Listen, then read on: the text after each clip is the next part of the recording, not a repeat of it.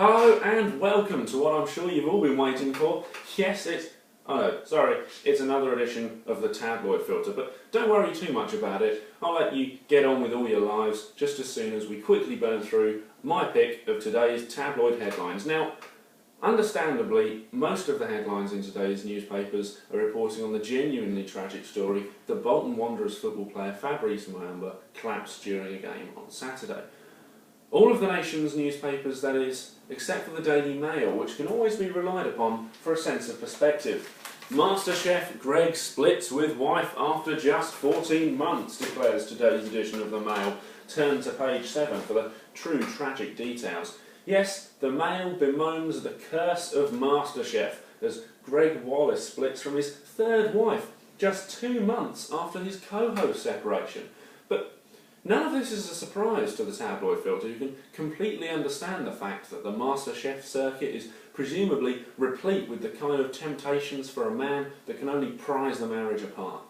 Staying with the Daily Mail now, and moving to page 11, we see, well, in the Arab world, the people have uprisings against their most severe and tyrannical of dictators, but here in the UK we do double-page newspaper reports on ours, as the Daily Mail prove in their report on Margaret Thatcher.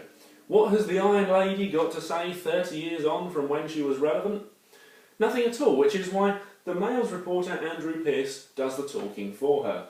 She doesn't hesitate to stroke the dog warmly, says Andrew Pearce, in what the Tabloid Filter can only hope isn't certainly not a euphemism. It's almost as if the Mail is desperate to remind us all of the fact that Lady Thatcher is actually a human, ahead of her state funeral in, well, not very long at all now. Moving to page 7 of the Mirror, we see some truly horrifying headlines as Ant and Dec have fallen out with Simon Cowell. Or hilariously, Rant and Dec. Brilliant.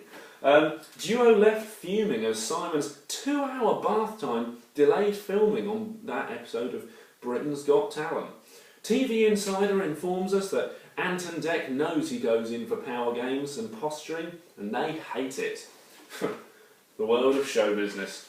Certainly nothing the Tabloid Filter would know anything about. Moving on to page 12 of The Sun, the Tabloid Filter encounters something that looks suspiciously like actual journalism.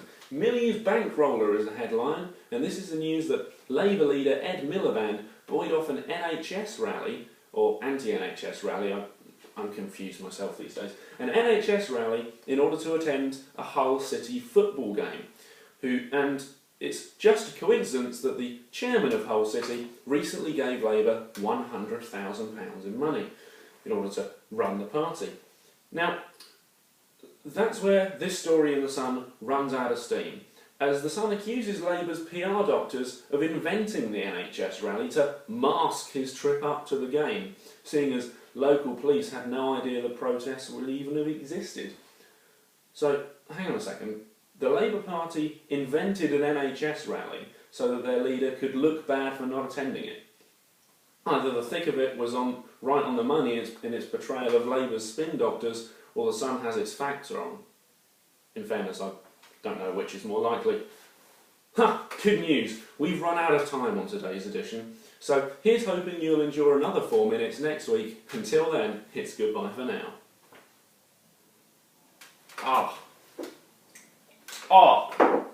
Knew I shouldn't have left it in there for that long.